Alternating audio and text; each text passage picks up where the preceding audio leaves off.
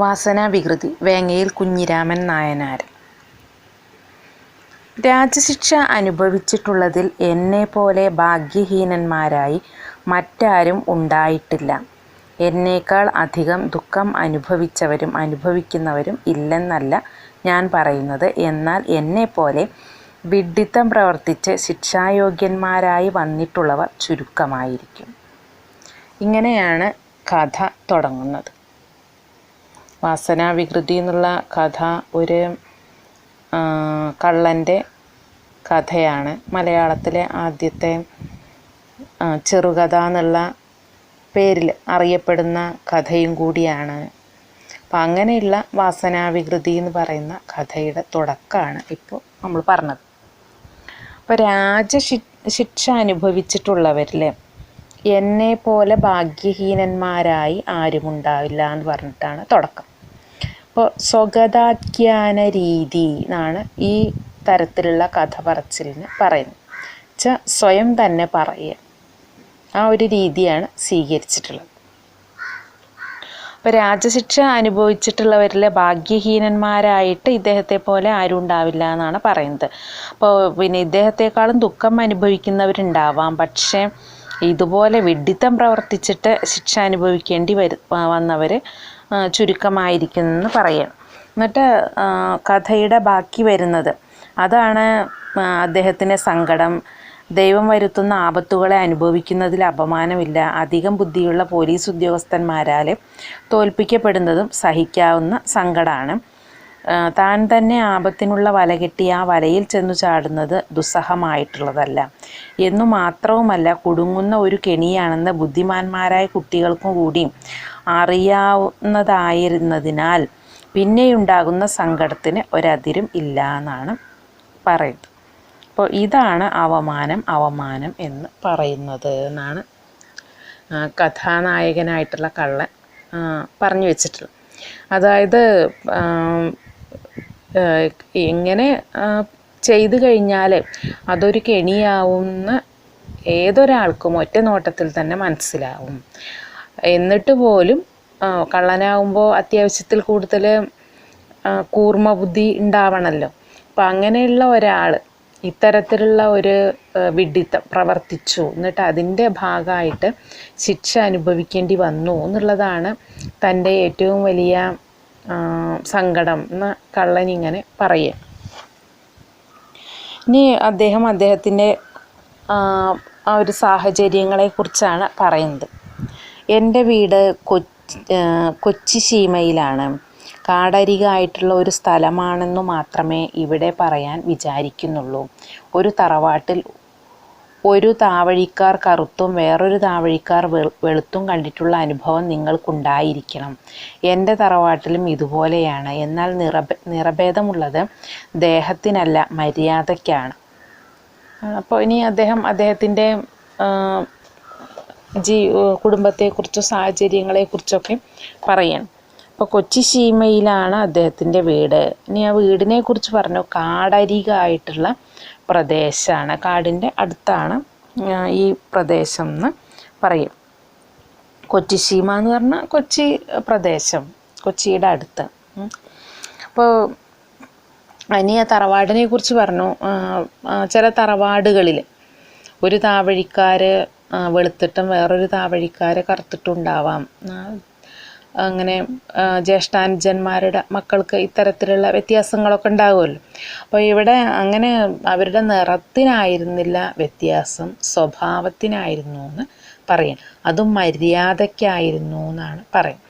അതായത് ഒരു വിഭാഗം അല്ലെങ്കിൽ ഒരു താവഴിക്കാർ മര്യാദക്കാരും മറ്റൊരു താവഴിക്കാർ മര്യാദയില്ലാത്തവരുമായിട്ടായിരുന്നു അവരുടെ താവഴി, അവരുടെ തറവാട് എന്ന് പറയും.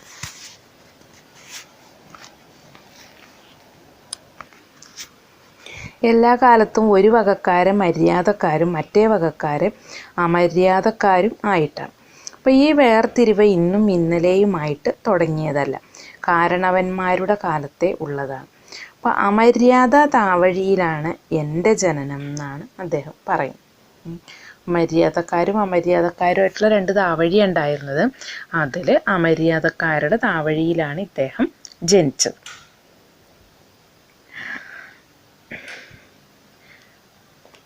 ഇക്കണ്ടക്കുറുപ്പ്, രാമൻ നായർ എന്നിങ്ങനെ 2 ദിവ്യപുരുഷന്മാരെ നിങ്ങളിൽ ചിലരെങ്കിലും കേട്ടിരിക്കാതിരിക്കയില്ല.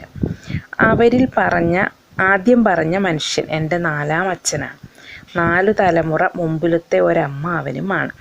അദ്ദേഹത്തിൻ്റെ ഓർമ്മയ്ക്ക് തന്നെയാകുന്നു ആ പേര് എനിക്കിട്ടിട്ടുള്ളത്. അതുകൊണ്ട് ത്വേതാനാരായണീയം എന്ന് പട്ടേരി പറഞ്ഞതുപോലെ മക്കത്തായ വഴിക്കും മരുമക്കത്തായ വഴിക്കും എനിക്ക് കള്ളനാവാനുള്ള യോഗവും വാസനയും അതികേമമായിരുന്നു എന്ന് അദ്ദേഹം പറയും. ഇക്കണ്ടക്കുറുപ്പ്, രാമൻ നായർ എന്നിങ്ങനെ 2 ആളുകളെക്കുറിച്ച് നിങ്ങൾ കേട്ടിരിക്കുന്നു പറയാണ് അദ്ദേഹത്തിൻ്റെ കഥ പറയാണ്. അപ്പം അതിൽ ഇക്കണ്ടക്കുറുപ്പിൻ്റെ താവഴിയിലാണ് നമ്മളുടെ കഥാനായകൻ ജനിച്ചത്. ഇനി ഇക്കണ്ടക്കുറുപ്പാണെങ്കിലോ, ഇക്കണ്ടക്കുറുപ്പ് അമര്യാദ താവഴിയിലാണ് ജനിച്ചത്. അപ്പോൾ അതുകൊണ്ട് തന്നെ അദ്ദേഹത്തിൻ്റെ താവഴിയിൽ ഇദ്ദേഹം ജനിച്ചു. ഇനി ഇദ്ദേഹത്തിന് ഇക്കണ്ടക്കുറുപ്പ് എന്നുള്ള പേരും ഇട്ടു. അപ്പോൾ മക്കത്തായ വഴിക്കും മരുമക്കത്തായ വഴിക്കും കള്ളനാവാനുള്ള യോഗ്യത ഉണ്ട് എന്ന് പറയും. കാരണം ഈ ഇക്കണ്ടക്കുറുപ്പ് ഇദ്ദേഹത്തിൻ്റെ താവഴിയിലുള്ള ആ ഒരു കാരണവർ ഇദ്ദേഹത്തിൻ്റെ ഒരു 4ാം അച്ഛനായിട്ടും വരും. അതേപോലെ 4 തലമുറ മുമ്പത്തെ ഒരു അമ്മാവനായിട്ടും വരും. അപ്പം അതുകൊണ്ട് തന്നെ ഇദ്ദേഹത്തിൻ്റെ ഇക്കണ്ടക്കുറുപ്പിൻ്റെ സ്വഭാവ സവിശേഷതകളൊക്കെ തന്നെ ഈ നമ്മളുടെ കഥാനായകനും കിട്ടിയിട്ടുണ്ട്.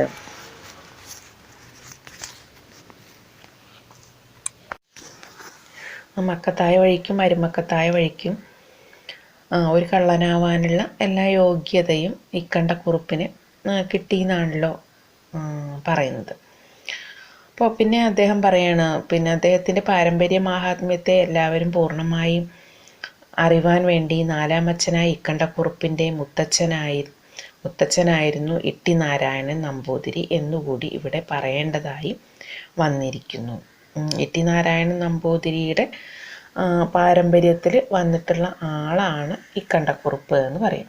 അപ്പോൾ ഇട്ടിയാറാണിൻ്റെ കഥ കേൾക്കാത്ത വെടിയുണ്ടെങ്കിൽ അവനായിട്ട് ഇത് ഞാൻ എഴുതുന്നില്ല എന്ന് പറയുന്നുണ്ട്. അങ്ങനെ ബാല്യത്തിൽ തന്നെ അദ്ദേഹം നമ്മളുടെ കഥാപാത്രം മര്യാദ താവഴിയിൽ നിന്ന് അദ്ദേഹത്തെ വേർപെടുത്താനായിട്ട് വീട്ടിലുള്ളവർ പലരും ശ്രമിച്ചു. സാധിച്ചില്ലെങ്കിൽ അത് അവരുടെ പ്രയത്നക്കുറവ് എന്ന് അല്ല പറയേണ്ടത്. അദ്ദേഹത്തിൻ്റെ വാസനാബലം അതിന് മാത്രം ഉണ്ടായിരുന്നു. ജന്മസിദ്ധമായിട്ട് അദ്ദേഹത്തിന് കിട്ടിയിട്ടുള്ള ആ ഒരു കഴിവ് അത് കൂടുതലായതുകൊണ്ടാണ് വീട്ടുകാരൊക്കെ ശ്രമിച്ചിട്ടും കള്ളനാവുക എന്നുള്ളതിൽ നിന്ന് അദ്ദേഹം പിന്തിരിഞ്ഞു പോരാതിരുന്നത്. ഇനി വിദ്യാഭ്യാസ വിഷയത്തിലാണെങ്കിൽ അദ്ദേഹം മടിയനായിരുന്നു എന്ന് പറയാനായിട്ട് കഴിയില്ല. കാരണം സഹപാഠികളിലെ അധികം പേർക്കും അദ്ദേഹത്തെക്കാൾ ബുദ്ധി കുറവായിരുന്നു എന്നുള്ളതിന് അദ്ദേഹത്തിൻ്റെ ഗുരുനാഥന്മാരെന്നെ സാക്ഷിയാണ്. 10 കൊല്ലം കൊണ്ട് 30 സർഗം കാവ്യവും ഗുണഘോഷ്ട വിൽപ്പത്തി മാത്രമായിട്ട് അവശേഷിക്കുന്ന ഗംഭീരന്മാർ മലയാളത്തിൽ അദ്ദേഹത്തിൻ്റെ സുഹൃത്തുക്കൾ തന്നെ പലയിടത്തും ഉണ്ട്. പക്ഷെ അദ്ദേഹമാണെങ്കിൽ 5-8 സർഗം കാവ്യം പഠിച്ചിട്ടുണ്ട്. വിൽപ്പന്നനായി എന്ന് മേനി പറയത്തക്ക അറിവ് അദ്ദേഹത്തിന് ഉണ്ടായിട്ടില്ല. എന്നാലും വ്യാഖ്യാനമുണ്ടെങ്കിൽ മറ്റുള്ളവരുടെ സഹായമൊന്നും കൂടാതെ തന്നെ ഒരുവിധം ഭാവം അതിൻ്റെയൊക്കെ മനസ്സിലാക്കാനുള്ള കഴിവ് അദ്ദേഹത്തിന് ഉണ്ടായിരുന്നു. അപ്പോൾ ഇത് സമ്പാദിച്ചപ്പോഴേക്കും 2 വഴിക്കും കൂടി കിട്ടിയിട്ടുള്ള വാസന കൊണ്ട് ഇതിലൊന്നും അദ്ദേഹത്തിന് മോഹമില്ലാതായി തീർന്നു എന്ന് പറയണം. അതായത് കുറച്ചു കാലം സ്കൂളിൽ പോയി ഇതൊക്കെ പഠിച്ചു കഴിഞ്ഞപ്പോഴേക്കും അദ്ദേഹത്തിന് ഇങ്ങനെ പഠിക്കുന്നതിലൊന്നും താല്പര്യമില്ലാതെ നേരെ ഈ കള്ളനാവാനുള്ള പ്രവണത അത് കൂടുതലായിരുന്നു. അപ്പം അതുകൊണ്ട് നേരെ അതിലേക്ക് പോവുകയാണ് എന്ന് അദ്ദേഹം പറയും. അങ്ങനെ കാടരികിൽ വീടായതുകൊണ്ട് ഇടയ്ക്കിടെ കാട്ടിൽ പോവാനും പല മൃഗങ്ങളുമായിട്ടൊക്കെ നേരിടുവാനൊക്കെയുള്ള സാഹചര്യം അദ്ദേഹത്തിന് കിട്ടുകയുണ്ടായി. അപ്പോൾ ബാല്യം മുതൽക്ക് തന്നെ പേടി എന്നുള്ള ശബ്ദം അത് അദ്ദേഹത്തിന് കാര്യമായിട്ട് ഉണ്ടായിരുന്നില്ല എന്ന് പറയണം. അതിൻ്റെ അർത്ഥത്തിൻ്റെ വലിയൊരു വില അദ്ദേഹത്തിൻ്റെ ജീവിതത്തിൽ ഇല്ലായിരുന്നു എന്ന് പറയാം. പിന്നെ വായിക്കുന്ന കാലം തൊട്ട്, അതായത് പഠിക്കുന്ന കാലം തൊട്ട് അദ്ദേഹം കോണം കക്കാറും പ്രഹരം കൊള്ളാറും ഉണ്ട്. ചെറിയ ചെറിയ കളവുകൾ നടത്താറുണ്ടായിരുന്നു. അപ്പോൾ 20 വയസ്സ് കഴിഞ്ഞപ്പോഴേക്കും അദ്ദേഹത്തിൻ്റെ പ്രകൃതം മാറി. ചില്ലറ കളവ് വിട്ട് വൻ തരത്തിലുള്ള കളവിൽ മോഹം തുടങ്ങി. അങ്ങനെ വില പിടിച്ച സാധനത്തിലേക്ക് അദ്ദേഹത്തിൻ്റെ നോട്ടം ചെല്ലുകയുള്ളൂ. ചെന്ന ദിക്കിലെല്ലാം ഈരാറ് 12 തന്നെ. ഇങ്ങനെ വളരെ ദ്രവ്യം അദ്ദേഹം സമ്പാദിച്ചു. അപ്പോൾ അദ്ദേഹത്തിൻ്റെ പ്രവൃത്തിയിൽ അദ്ദേഹം പിന്തുടർന്നത് 4-ാം അച്ഛനെയല്ല എന്ന് പറയും. അപ്പോൾ 20 വയസ്സായപ്പോഴേക്കും നല്ലൊരു കള്ളനായിട്ട് മാറിയിട്ടുണ്ടായിരുന്നു. പഠിക്കുന്ന കാലത്ത് തന്നെ അത്യാവശ്യം കളവുകളൊക്കെ തന്നെ ചെയ്യാറുണ്ടായിരുന്നു. അപ്പോൾ കളവ് ചെയ്യുന്നത് 2 വിധമാണ് എന്ന് അദ്ദേഹം പറയണം. ഒന്ന് തീവെട്ടിക്കൊള്ള, മറ്റേത് ഒറ്റയ്ക്ക് പോയി കക്ക്. അപ്പോൾ തീവെട്ടിക്കൊള്ള എന്ന് പറഞ്ഞാൽ ഒന്നിച്ചങ്ങോട്ട് കുറേ ആൾക്കാർ പോയിട്ട് ഒന്നിച്ചങ്ങോട്ട് മുഴുവനും നമ്മൾ കൊള്ളയടിച്ചു എന്ന് പറയില്ല, അങ്ങനെ. അപ്പോൾ ഇത് രണ്ടും തമ്മിലുള്ള വ്യത്യാസം തെളിനായാട്ടും തെണ്ടിനായാട്ടും പോലെയാകുന്നു എന്ന് പറയും. തെളിനായാട്ടായാലും ഒരു മൃഗത്തെയെങ്കിലും കണ്ടെത്താതിരിക്കില്ല. എന്നാൽ ഇവന് തന്നെ വെടിവെക്കാൻ തരമാകുമെന്നത് നിശ്ചയമില്ല. കാരണം കുറേ പേരുണ്ടാവുമല്ലോ. പങ്കിട്ട് കിട്ടുന്ന ഓഹരിയും വളരെ ചുരുക്കമായിരിക്കും. മൃഗത്തിൻ്റെ ചോട് നോക്കി പോകുന്നതായാൽ കിട്ടുവാൻ താമസവും കണ്ടെത്തിയാൽ വൈഷമ്യവും ഉണ്ടെന്ന് പറയുന്നത് ശരിയായിരിക്കാം. ആസ്വാധീനത്തിങ്കിലും വൈഷമ്യത്തിലും അല്ലേ രസം. കണ്ടെത്തിയാൽ പ്രയോഗത്തിന് പങ്കുകാരില്ല. അതുകൊണ്ട് ഒറ്റയ്ക്കുള്ളതായിരിക്കുന്നതാണ് നല്ലത് എന്ന് എനിക്ക് തോന്നിയെന്ന് അദ്ദേഹം പറയുന്നു. 4-ാം അച്ഛൻ ഈ അഭിപ്രായക്കാരനായിരുന്നില്ല. അദ്ദേഹം പ്രാചീനൻ തന്നെ, ഞാൻ നവീനനെന്ന് പറയും. അപ്പോൾ 4-ാം അച്ഛനെ അല്ല പിന്തുടർന്നത് എന്ന് പറഞ്ഞല്ലോ. കാരണം 4-ാം അച്ഛൻ കുറേ ആളെ കൂട്ടിപ്പോയി ഒന്നിച്ചങ്ങട് കട്ടുകൊണ്ടെന്ന് അതിലത്തെ ഒരു പങ്ക് വീതിക്കുന്ന ആളായിരുന്നു. നേരെ മറിച്ച്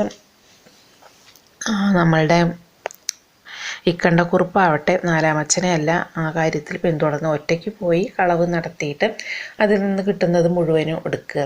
അപ്പോൾ അതിന് ഉദാഹരണമായിട്ട് നായാട്ടിനെയാണ് അദ്ദേഹം പറഞ്ഞിട്ടുണ്ടായത്. അപ്പോൾ ആ കാര്യത്തിൽ 4-ാം അച്ഛൻ പ്രാചീനനാണ്, ഇദ്ദേഹമാണെങ്കിൽ നവീനൻ എന്ന് പറയണം.